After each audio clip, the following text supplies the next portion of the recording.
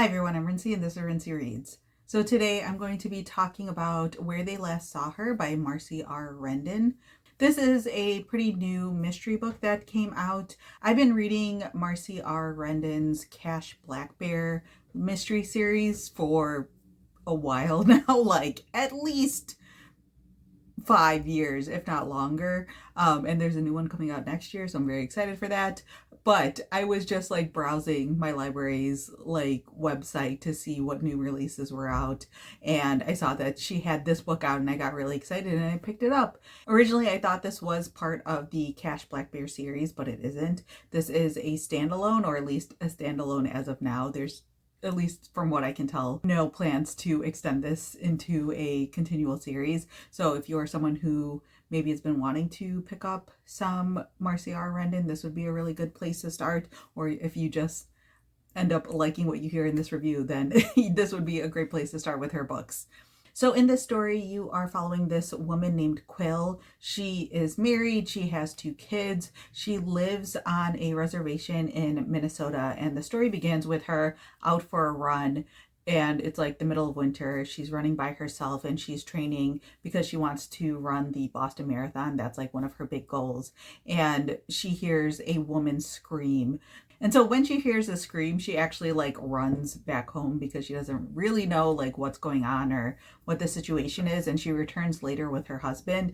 And as they search the area, they see like tire tracks, and she also finds like a beaded earring, a single beaded earring, which she grabs.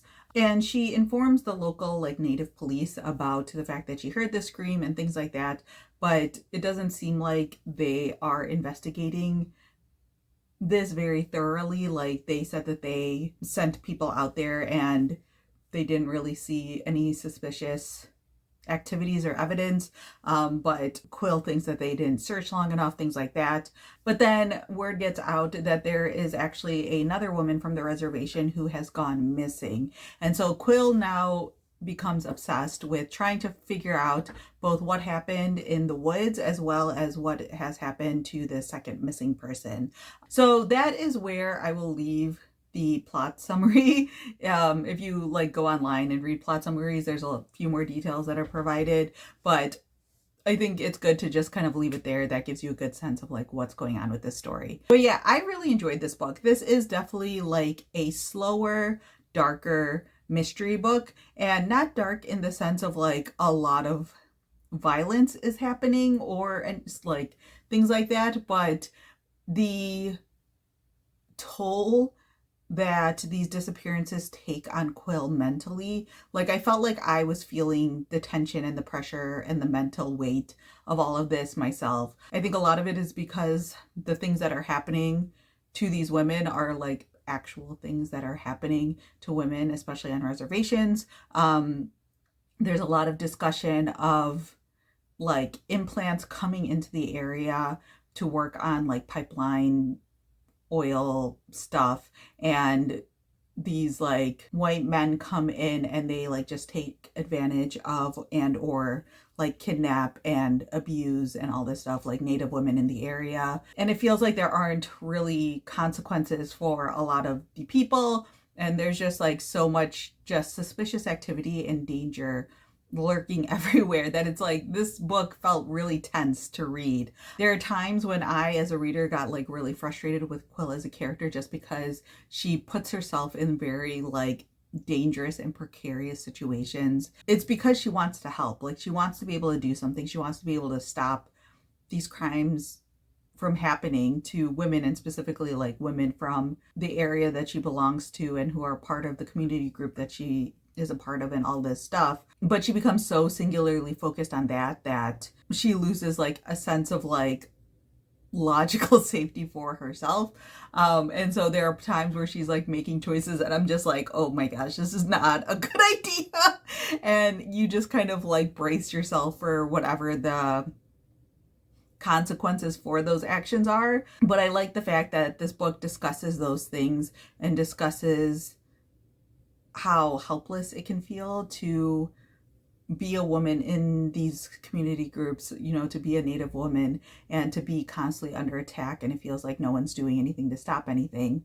It also talks a lot about community and like building community and those like positive aspects that can help create stronger bonds and keep each other safe and things like that. I will say that if you are someone who wants your mystery books to be like a total surprise in terms of like the whodunit part of it, like when you solve everything, you might be a little bit disappointed by this one, because like to me it was very obvious from the beginning.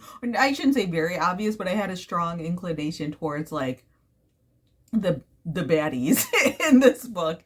And so when like things started to like happen and resolve, I wasn't necessarily like surprised by the outcomes. What I did enjoy was just seeing like how everything did resolve, like seeing the steps that were taken in order to get to the ending that is this book. But I wouldn't say that there's anything like completely shocking or revealing in this book. There's also like really good discussions in terms of like community and friendship in this book.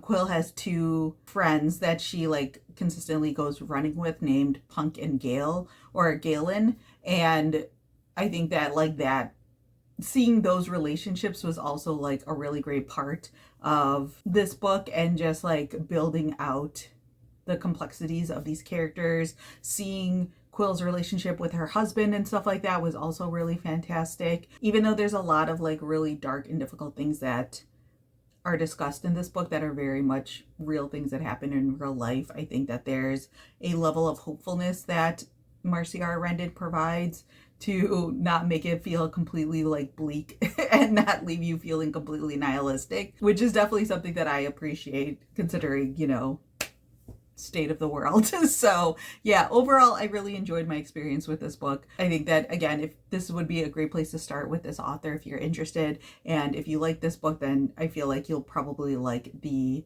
other books that are part of the Cash Black Bear series. So definitely recommend those as well. I think I gave this one like a 3.5 out of 5 stars, because again, it wasn't a perfect mystery. Some of it was a little bit predictable, but I think that like the topics that are covered, as well as the like realistic unraveling of what happens and things like that, made this book like a really worthwhile read. So yes, I definitely recommend this and recommend this author. So yeah, that's everything that I have for this video. Let me know down in the comments below if you've read this book, what your thoughts were on it, or if you've read other books by this author. Feel free to talk about that down in the comment section as well. So yeah, that's all I have for now, and thanks for watching.